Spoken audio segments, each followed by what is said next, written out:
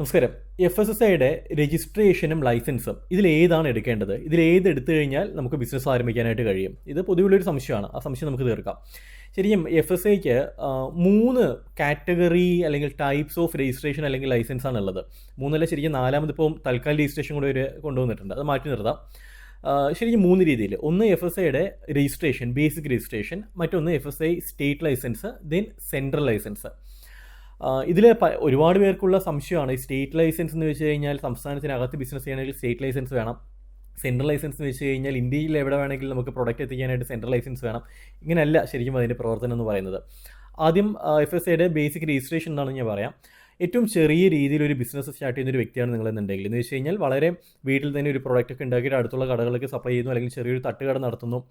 ഇത്തരത്തിൽ വളരെ ബേസിക് ആയിട്ട് ഒരു 12 ലക്ഷം രൂപയ്ക്ക് താഴെ ടേൺ ഓവർ വരുന്ന രീതിയിൽ ഏറ്റവും ബേസിക് ആയിട്ടുള്ളൊരു ബിസിനസ്സാണ് നിങ്ങൾ ചെയ്യുന്നുണ്ടെങ്കിൽ, നിങ്ങൾ ഇൻഡസ്ട്രിയേറ്റ് ചെയ്യുന്നില്ല, വലിയ രീതിയിൽ വ്യാപിപ്പിക്കുന്നില്ല, അത്തരത്തിലുള്ളൊരു കേസാണെന്നുണ്ടെങ്കിൽ നിങ്ങൾക്ക് ആ ബേസിക് ആയിട്ടുള്ള രജിസ്ട്രേഷൻ മതിയാവും. അതിന് വർഷം 100 രൂപ എന്തോ എക്സ്പെൻസ് വരുന്നുള്ളൂ ഫീസായിട്ട്. അതെടുത്താൽ മതിയാവും. ഇനി നിങ്ങൾ ഇൻഡസ്ട്രിയേറ്റ് ചെയ്യുകയാണെന്നുണ്ടെങ്കിൽ, മറ്റുള്ള സംസ്ഥാനത്തേക്ക് ഒരു പ്രൊഡക്റ്റ് നിങ്ങൾ വിൽക്കുകയാണെന്നുണ്ടെങ്കിൽ, അല്ല നിങ്ങളൊരു മാനുഫാക്ചറിങ് യൂണിറ്റാണ് ചെയ്യുന്നുണ്ടെങ്കിൽ, ഉദാഹരണത്തിന് മസാല പൗഡർ മേക്കിംഗ് ബിസിനസ് അല്ലെങ്കിൽ പുട്ടുപൊടി ഉണ്ടാക്കുന്ന ഒരു ഒരു ഒരു യൂണിറ്റാണ്, അല്ലെങ്കിൽ നിങ്ങൾ ബേക്കറി ഐറ്റംസ് മാനുഫാക്ചർ ചെയ്ത് പാക്ക് ചെയ്തിട്ട് സൂപ്പർ മാർക്കറ്റ്സിലേക്കും മറ്റും എല്ലാം സപ്ലൈ ചെയ്യുന്ന ഒരു ബിസിനസ്സാണ്. ഇത്തരത്തിൽ മെഷീൻ ഉപയോഗിച്ചുകൊണ്ട് ഒരു മാനുഫാക്ചറിങ് യൂണിറ്റിനകത്ത് നിങ്ങളൊരു പ്രൊഡക്ഷൻ ചെയ്യുന്ന വ്യക്തിയാണ് എന്നുണ്ടെങ്കിൽ, അതല്ല നിങ്ങൾ ആമസോൺ ത്രൂ ഒരു പ്രൊഡക്റ്റ് വിൽക്കാൻ പ്ലാൻ ചെയ്യുകയാണെന്നുണ്ടെങ്കിൽ, ആമസോൺ, ഫ്ലിപ്കാർട്ട്, ബിഗ് ബാസ്ക്കറ്റ് പോലുള്ള വെബ്സൈറ്റ് വഴി നിങ്ങളൊരു പ്രൊഡക്റ്റ് വിൽക്കുകയാണെന്നുണ്ടെങ്കിൽ നിങ്ങൾ നിർബന്ധമായിട്ടും FSAയുടെ സ്റ്റേറ്റ് ലൈസൻസാണ് എടുക്കേണ്ടത്. FSAയുടെ സ്റ്റേറ്റ് ലൈസൻസ്. ഇനി നിങ്ങൾ എക്സ്പോർട്ട് ചെയ്യാമെന്ന് വിചാരിക്കുക, കയറ്റുമതി ചെയ്യാനായിട്ടാണ് നിങ്ങളുടെ പദ്ധതി. അല്ലാന്നുണ്ടെങ്കിൽ നിങ്ങൾക്ക് സ്വന്തമായിട്ടൊരു വെബ്സൈറ്റ് ഉണ്ട്, ആ വെബ്സൈറ്റ് വഴി നിങ്ങൾ പ്രൊഡക്റ്റ് എല്ലാം വിൽക്കുന്നുണ്ട് എങ്കിൽ FSAയുടെ സെൻട്രൽ ലൈസൻസ്. എപ്പോഴും സംശയം വരുന്നൊരു കാര്യമാണ്. ആൾക്കാർ കൊമേഴ്സ് FSA ലൈസൻസ് പറഞ്ഞ് ഗൂഗിൾ അടിച്ചു കൊടുത്തു കഴിഞ്ഞാൽ സെൻട്രൽ ലൈസൻസ് അവർ സജസ്റ്റ് ചെയ്യും. പക്ഷേ ഇവർ ചെയ്യാൻ ശരിക്കും പ്ലാൻ ചെയ്യുന്നത് ആമസോണോ അല്ലെങ്കിൽ ഫ്ലിപ്കാർട്ടോ ബിഗ് ബാസ്ക്കറ്റോ വഴി പ്രൊഡക്റ്റ് വിൽക്കാൻ വേണ്ടിയിട്ടായിരിക്കും. ഇത്തരത്തിലാണ് നിങ്ങൾ ചെയ്യുന്നത്. നിങ്ങളുടെ സ്വന്തമായിട്ടുള്ള വെബ്സൈറ്റ് അല്ല, പകരം ആമസോൺ, ഫ്ലിപ്കാർട്ട് പോലെയുള്ള ഒരു തേർഡ് പാർട്ടി വെബ്സൈറ്റിൽ നിങ്ങളുടെ പ്രോഡക്റ്റ് നിങ്ങൾ ലിസ്റ്റ് ചെയ്യുകയാണെന്നുണ്ടെങ്കിൽ അവിടെ എടുക്കേണ്ടത് സെൻട്രൽ ലൈസൻസ് അല്ല, അവിടെ എടുക്കേണ്ടത് സ്റ്റേറ്റ് ലൈസൻസ് ആണ്. സെൻട്രൽ ലൈസൻസ് വരുന്നത് ആമസോൺ പോലെ ഒരു വെബ്സൈറ്റ് നിങ്ങൾ സ്വന്തമായിട്ട് ഉണ്ടാക്കുകയാണെന്നുണ്ടെങ്കിൽ അവിടെയാണ് നിങ്ങൾക്ക് എന്ത് വേണ്ടത്? സെൻട്രൽ ലൈസൻസ് എടുക്കേണ്ടത്. കാരണം അത്തരത്തിൽ കൊമേഴ്സ് എന്ന് പറഞ്ഞിട്ട് ഒരു കാറ്റഗറി വെച്ചുകൊണ്ട് നമ്മൾ സെൻട്രൽ ലൈസൻസിന് അപ്ലൈ ചെയ്യുന്ന സമയത്ത് നമ്മളുടെ വെബ്സൈറ്റിൻ്റെ ഡീറ്റെയിൽസ് അതിനകത്ത് ആക്റ്റീവായിട്ടുള്ള വെബ്സൈറ്റിൻ്റെ ഡീറ്റെയിൽസ് അടിച്ചു കൊടുക്കേണ്ടതായിട്ട് വരും, URL അടിച്ചു കൊടുക്കേണ്ടതായിട്ട് വരും. അപ്പം അത് വെരിഫൈ ചെയ്തതിന് ശേഷം മാത്രമായിരിക്കും FSAയുടെ സെൻട്രൽ ലൈസൻസ് നമുക്ക് അലോട്ട് ചെയ്യുന്നത്. റൈറ്റ്. അപ്പം ഇതാണ് ഏറ്റവും ബേസിക് ആയിട്ടുള്ള ആരൊക്കെ എന്തൊക്കെ ലൈസൻസ് എടുക്കണം എന്നുള്ളതിനെ കുറിച്ചിട്ടുള്ള വിവരം എന്ന് പറയുന്നത്. ഇനി നിങ്ങളൊരു ചെറിയ റെസ്റ്റോറൻറ്റ് ബിസിനസ്സൊക്കെ ആണെന്നുണ്ടെങ്കിൽ എഗെയിൻ ഈ പറയുന്ന ബേസിക് ആയിട്ടുള്ള രജിസ്ട്രേഷൻ എടുത്താൽ മതിയാം. 12 ലക്ഷം രൂപയ്ക്ക് മേലെ ടേൺ ഓവർ പോയി കഴിഞ്ഞാൽ നിർബന്ധമായിട്ട് സ്റ്റേറ്റ് ലൈസൻസിലേക്ക് മാറണം. പക്ഷേ നമ്മുടെ നാട്ടിലെ പല റെസ്റ്റോറൻറ്റ്സിൻ്റെയും മുമ്പിൽ അവർ FSAയുടെ ലൈസൻസ് വെച്ചിട്ടുള്ളത് കാണാൻ കഴിയും. അത് സാധാരണ ബേസിക് രജിസ്ട്രേഷനാണ്. പക്ഷേ നമുക്ക് കണ്ടാൽ അറിയും ഇവർക്ക് എന്തായാലും വർഷം 12 ലക്ഷത്തിൽ കൂടുതൽ ടേൺ ഓവർ പോകുന്നുണ്ട് എന്നുള്ളത്. പക്ഷേ അവരത് മാറ്റിയിട്ടില്ല. ഗുരുതരമായിട്ടുള്ള തെറ്റാണ്. അത് ഇൻസ്പെക്ഷൻ വന്നിട്ട് കണക്കൊക്കെ നോക്കിക്കഴിഞ്ഞാൽ റേറ്റ് കൂടുതലാണെന്നുണ്ടെങ്കിൽ, മീൻസ് സെയിൽസ് കൂടുതലാണെന്നുണ്ടെങ്കിൽ എന്തായാലും കേസ് എടുക്കാനായിട്ടുള്ള വകുപ്പുണ്ട്. Case in the sense penalty ഇടാനായിട്ടുള്ള വകുപ്പുണ്ട്. ഓക്കെ. അപ്പം ഇനി ഒരു സ്റ്റേറ്റ് ലൈസൻസിന് അപേക്ഷിക്കുന്ന വ്യക്തിയാണ് നിങ്ങളെന്നുണ്ടെങ്കിൽ എന്തെല്ലാം ഡോക്യുമെൻറ്റേഷനാണ് കരുതേണ്ടത്? എപ്പോഴും ഈ ലൈസൻസിന് അപേക്ഷിക്കുന്ന സമയത്ത് നിങ്ങൾ ഏത് കാറ്റഗറി ബിസിനസ്സിലാണ് പെടുന്നത് എന്നുള്ളത് മനസ്സിലാക്കണം.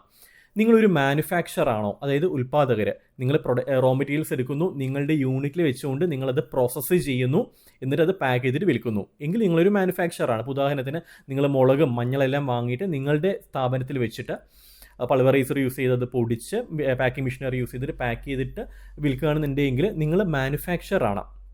ഇനി ഈ പൊടിച്ച മുളക് പൊടി നിങ്ങൾ വാങ്ങിയിട്ട്, പൊടിച്ച മുളക് പൊടി അല്ലല്ലോ, അതായത് മുളക് പൊടി നിങ്ങൾ വാങ്ങിയിട്ട് അതിനെ നിങ്ങളുടെ യൂണിറ്റിൽ വെച്ചിട്ട് പാക്കിംഗ് മാത്രം ചെയ്യുന്നുള്ളൂ എങ്കിൽ നിങ്ങളെ പറയുന്ന പേരാണ് റീപാക്കർ. ഓക്കെ. ഇനി മറ്റൊരു തേർഡ് പാർട്ടി നിങ്ങൾക്ക് വേണ്ടിയിട്ട് നിങ്ങളുടെ ലേബലിൽ എന്ത് ചെയ്തിരുന്നു, ഒരു പ്രോഡക്റ്റ് പാക്ക് ചെയ്ത് തരുന്നു, നിങ്ങളൊന്നും ചെയ്യുന്നില്ല, ഓൾറെഡി പാക്ക് ചെയ്തിട്ട് നിങ്ങൾക്ക് തരുന്നു എങ്കിൽ നിങ്ങൾ റീലേബലറാണ്. അപ്പം ഇതിൽ ഏത് കാറ്റഗറി ആണെന്നുള്ളത് നിങ്ങൾ മനസ്സിലാക്കിയിട്ട് വേണം FSA സ്റ്റേറ്റ് ലൈസൻസിന് അല്ലെങ്കിൽ സെൻട്രൽ ലൈസൻസ് വാട്ടെവർ അതിന് നിങ്ങൾ അപേക്ഷിക്കേണ്ടത്. കാരണം ഓരോന്നിനും സബ്മിറ്റ് ചെയ്യേണ്ട ഡോക്യുമെൻറ്റ്സ് ഡിഫറൻസ് ഉണ്ട്. ഇപ്പം നിങ്ങളൊരു മാനുഫാക്ചർ ആണെന്നുണ്ടെങ്കിൽ നിർബന്ധമായിട്ടും നിങ്ങൾക്ക് വേണ്ടുന്നത് ഒന്ന് പ്ലാന്റ് ലേഔട്ട്, അതായത് നിങ്ങളുടെ യൂണിറ്റ് ഉണ്ടല്ലോ ആ യൂണിറ്റിൻ്റെ ലേഔട്ട് നിങ്ങൾ വരയ്ക്കണം. അതായത് ഒരു പേപ്പറിൽ ഒരു ലെറ്റർ ഹെഡിനകത്ത് ആ റൂമിൻ്റെ മേലെന്നുള്ളൊരു വ്യൂ നിങ്ങൾ എന്താണെന്നുള്ളത് വരയ്ക്കുക. അതിൽ കൃത്യമായിട്ട് മെൻഷൻ ചെയ്യണം പ്രൊഡക്റ്റ് സ്റ്റോർ ചെയ്യുന്ന റോ മെറ്റീരിയൽ സ്റ്റോർ ചെയ്യുന്നത് എവിടെയാണ്, പ്രോസസ്സ് ചെയ്യുന്നത് എവിടെയാണ്, ഫിനിഷ്ഡ് ഗുഡ്സ് ആയിട്ട് വരുന്നത് എവിടെയാണ്, എൻട്രൻസ് എവിടെയാണ്, ഓരോന്നിൻ്റെയും ഡയമെൻഷൻ എത്രയാണ്, ഇതെല്ലാം ഡീറ്റെയിൽ ആയിട്ട് വരച്ച് തയ്യാറാക്കേണ്ടതായിട്ട് വരും. ഒന്ന്. രണ്ടാമത്തേത് യൂണിറ്റിൻ്റെ ഫോട്ടോസ്, ഒരു 5 ഫോട്ടോസ് എന്ന് വെച്ച് കഴിഞ്ഞാൽ നിങ്ങളുടെ യൂണിറ്റിൻ്റെ ഫ്രണ്ടിൽ നിന്നുള്ളൊരു ഫോട്ടോ എടുക്കുന്നു, യൂണിറ്റിനകത്ത് കയറുന്നു, ഓരോ മിഷനറി വെച്ചിട്ടുള്ള ഭാഗത്ത് ഒരു ഫോട്ടോ എടുക്കുന്നു. അതായത് ടോട്ടൽ ഈ 5 ഫോട്ടോ കണ്ടു കഴിഞ്ഞാൽ ടോട്ടൽ യൂണിറ്റ് എങ്ങനെയാണെന്നുള്ളത് മനസ്സിലാവണം. അത്തരത്തിൽ ഒരു 5 ഫോട്ടോ നമ്മൾ എടുക്കേണ്ടതായിട്ട് വരും. മാത്രമല്ല നിങ്ങളുടെ മിഷനറീസ് ഉണ്ടല്ലോ, എന്തെല്ലാമാണ് മിഷനറീസ് എന്നുള്ളതിൻ്റെ ലിസ്റ്റ്, അത് എത്ര HP ആണ്, എത്ര കപ്പാസിറ്റി ഉണ്ട് അതിന്, ഇത്തരം കാര്യങ്ങളെല്ലാം എഴുതി തയ്യാറാക്കേണ്ടതായിട്ട് വരും. പിന്നെ ബാക്കി കുറേ ഡോക്യുമെൻറ്റ്സ് ഉണ്ട്, അതെല്ലാം നമ്മുടെ ഭാഗത്ത് നിന്ന് ഉണ്ടാക്കുന്നതാണ്. അത് നിങ്ങൾ തരേണ്ടതല്ല, അത് നിങ്ങളെ കൊണ്ട് സൈൻ ചെയ്യിപ്പിച്ച് വാങ്ങുന്നതാണ്. പിന്നെ അതിനോടൊപ്പം തന്നെ നിങ്ങൾ വാട്ടർ യൂസ് ചെയ്യുകയാണെന്നുണ്ടെങ്കിൽ, വെള്ളം യൂസ് ചെയ്യുകയാണെന്നുണ്ടെങ്കിൽ, അതായത് പ്രൊഡക്ഷന് വെള്ളം നിങ്ങൾ യൂസ് ചെയ്യുകയാണെന്നുണ്ടെങ്കിൽ നിർബന്ധമായിട്ടും വാട്ടർ ടെസ്റ്റ് ചെയ്തിട്ടുള്ള റിപ്പോർട്ട് വേണം. ഈ വാട്ടർ ടെസ്റ്റ് ചെയ്തിട്ടുള്ള റിപ്പോർട്ട് ഏതെങ്കിലും ഒരു ലബോറട്ടറിയിൽ വെള്ളം കൊണ്ട് ടെസ്റ്റ് ചെയ്തിട്ട് വാങ്ങുന്നതല്ല, NABL അക്രഡിറ്റ് ചെയ്തിട്ടുള്ള ലബോറട്ടറിയിൽ നിന്ന് തന്നെ നിങ്ങൾ വാട്ടർ ടെസ്റ്റ് ചെയ്യണം. അതും നിങ്ങൾ കൊണ്ടുപോയി കൊടുക്കുന്നതല്ല, അവിടുത്തെ ഒരു റെപ്രസെൻറ്റേറ്റീവ് നിങ്ങളുടെ സ്ഥലത്ത് വന്ന് വെള്ളം സാമ്പിൾ കളക്ട് ചെയ്തിട്ട് ടെസ്റ്റ് ചെയ്തിട്ടുള്ള റിപ്പോർട്ട്, അതിന് റിപ്പോർട്ടിനകത്ത് കൃത്യമായിട്ട് മെൻഷൻ ചെയ്തിട്ടുണ്ടാവണം ആരാണ് സാമ്പിൾ കളക്ട് ചെയ്തെന്നുള്ളത്. അത്തരത്തിലുള്ള റിപ്പോർട്ടാണ്, ഏറ്റവും റീസെൻ്റ് ആയിട്ടുള്ള റിപ്പോർട്ടാണ് വേണ്ടത്. അതിനോടൊപ്പം മാനുഫാക്ചറിങ് ആവുമ്പം നിർബന്ധമായിട്ടും സയൻസ് ബാക്ക്ഗ്രൗണ്ടിലുള്ള, എന്ന് വെച്ച് കഴിഞ്ഞാൽ സയൻസ് പഠിച്ചിട്ടുള്ള ഒരു വ്യക്തി, അതിപ്പം ഫുഡ് സയൻസ് ആവാം, അല്ലാന്നുണ്ടെങ്കിൽ BSc ഫിസിക്സോ കെമിസ്ട്രി, അത്തരത്തിൽ ലബോറട്ടറി ബേസ് ചെയ്തിട്ടുള്ള കോഴ്സസ് ഉണ്ടല്ലോ, അത് പഠിച്ചിട്ടുള്ള ഒരു വ്യക്തിയെ ഇതിനകത്ത് നിങ്ങൾ കാണിക്കേണ്ടതായിട്ട് വരും. ആ വ്യക്തി ആണ് ഈ സ്ഥാപനത്തിൻ്റെ മേൽനോട്ടം അല്ലെങ്കിൽ ഈ പ്രൊഡക്ഷനുമായി ബന്ധപ്പെട്ട മേൽനോട്ടം വഹിക്കുന്നു എന്നുള്ള രീതിയിൽ നിങ്ങൾ അവരെ കാണിക്കേണ്ടതായിട്ട് വരും. അവരുടെ ആധാർ കാർഡും ഫോൺ നമ്പർ മൊബൈലും ഇമെയിൽ ID എല്ലാം വേണ്ടതായിട്ട് വരും. അവരുടെ മൊബൈലിലേക്ക് ചിലപ്പം OTP പോകാനായിട്ടുള്ള സാധ്യതയുണ്ടാകും. അപ്പം ഇത്രയും ഡോക്യുമെൻറ്റ്സ് ആണ് നമുക്ക് FSIയുടെ സ്റ്റേറ്റ് ലൈസൻസ് മാനുഫാക്ചറിങ് ആണെന്നുണ്ടെങ്കിൽ വേണ്ടത്. ഇനിയിപ്പം റീപാക്കിംഗ് ആണെന്നുണ്ടെങ്കിലും സെയിം തന്നെയാണ് വേണ്ടത്, വ്യത്യാസമൊന്നുമില്ല. കാരണം നിങ്ങൾ അവിടെ പ്രോസസ്സ് ചെയ്യുന്ന മീൻസ് പ്രൊഡക്ഷൻ നിങ്ങൾ ചെയ്യുന്നില്ല എന്നുണ്ടെങ്കിലും ഈ പ്രൊഡക്റ്റ് നിങ്ങൾ കൈകാര്യം ചെയ്യുന്നുണ്ട്, റീപാക്ക് ചെയ്യുന്നുണ്ട്. അതുകൊണ്ട് തന്നെ ഈ പറഞ്ഞിട്ടുള്ള എല്ലാ ലൈസൻസുകളും ചെറിയ മാറ്റങ്ങൾ വരാം, എന്ന് വെച്ചാൽ ഡോക്യുമെൻറ്റ്സ് ചെറിയ മാറ്റങ്ങൾ അങ്ങോട്ടും ഇങ്ങോട്ടും വരാം, ഞാൻ ഡീറ്റെയിൽ ആയിട്ട് ഇതിനകത്ത് പറയുന്നില്ല, അത് ആവശ്യമാണ്. മിക്കവാറും ഇതെല്ലാം ആവശ്യമാണ്. ഇനിയിപ്പം നിങ്ങൾ ഇതൊന്നുമല്ല, ജസ്റ്റ് ട്രേഡിംഗ് ആണ് ചെയ്യുന്നതെന്ന് വിചാരിക്കുക. നിങ്ങളൊന്നും ചെയ്യുന്നില്ല, കുരുമുളക് വാങ്ങുന്നു, ആ കുരുമുളക് നിങ്ങൾ ബൾക്കായിട്ട് അങ്ങ് വിൽക്കുന്നു, നിങ്ങളൊന്നും ചെയ്യുന്നില്ല എന്നുണ്ടെങ്കിൽ ഈ പറഞ്ഞിട്ടുള്ള ബുദ്ധിമുട്ടുകളൊന്നും വരുന്നില്ല. അതായത് നിങ്ങൾ പ്രൊഡക്ഷൻ ഒന്നും ചെയ്യുന്നില്ലല്ലോ അവിടെ.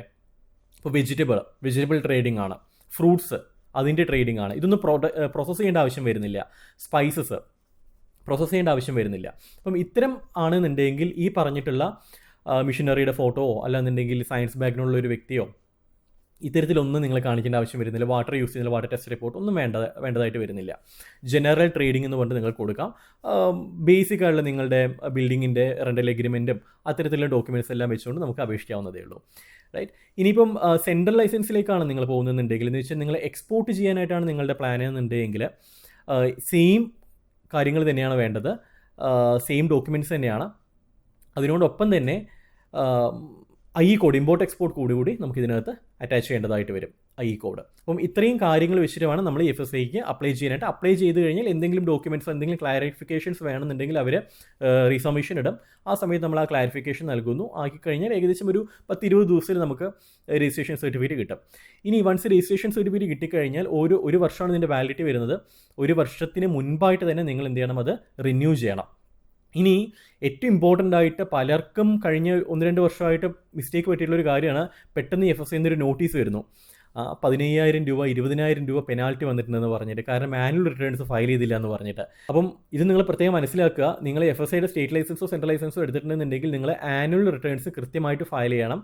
അത് എല്ലാ വർഷവും ഏപ്രിൽ 1-ാം തീയതി മുതൽ മെയ് 31-ന് ഉള്ളിലാണ് നിങ്ങളത് ഫയൽ ചെയ്യേണ്ടത്. അതായത് നിങ്ങൾ എത്രയാണ് പ്രൊഡക്റ്റ് ആ വർഷം വിറ്റിട്ടുള്ളത്, കഴിഞ്ഞ വർഷം വിറ്റിട്ടുള്ളത്, അത് അതിൻ്റെ ക്വാണ്ടിറ്റി എത്രയാണ്, എന്ത് പ്രൊഡക്റ്റാണ്, എത്ര രൂപയ്ക്ക് നിങ്ങൾ വിറ്റു, ഇത്രയും കാര്യങ്ങളെല്ലാം എഴുതി തയ്യാറാക്കിയിട്ട് നിങ്ങൾ ആനുവൽ റിട്ടേൺസ് സബ്മിറ്റ് ചെയ്യേണ്ടതുണ്ട്. സബ്മിറ്റ് ചെയ്തില്ല എന്നുണ്ടെങ്കിൽ പെനാൽറ്റിയാണ് വരാൻ പോകുന്നത്.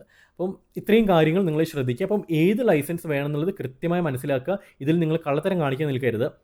സ്റ്റേറ്റ് ലൈസൻസ് വേണ്ടവിടെ നിങ്ങൾ ബേസിക്കലി രജിസ്ട്രേഷൻ എടുത്തുകൊണ്ട് പരിപാടി ചെയ്യരുത്. പിടിച്ചു കഴിഞ്ഞാൽ വലിയ പെനാൽറ്റി കിട്ടും. സോ എപ്പോഴും അത് ശ്രദ്ധിക്കുക. നിങ്ങൾക്ക് FSIയുടെ ലൈസൻസ് സർവീസ് വേണമെന്നുണ്ടെങ്കിൽ രജിസ്ട്രേഷൻ നിങ്ങൾക്ക് അടുത്തുള്ള അക്ഷയ സെൻറ്ററിൽ നിന്നോ മറ്റോ നിങ്ങൾക്ക് ചെയ്യാവുന്നതേ ഉള്ളൂ. സ്റ്റേറ്റ് ലൈസൻസോ സെൻട്രൽ ലൈസൻസോ വേണമെന്നുണ്ടെങ്കിൽ നമ്മളെ കണക്ട് ചെയ്യാവുന്നതാണ്. നമ്മളത് ചെയ്തിരുന്നുണ്ടാവും. മറ്റൊരു വിഷയമായിട്ട് കാണാം. അതൊരു Siju Rajan signing off. Good bye.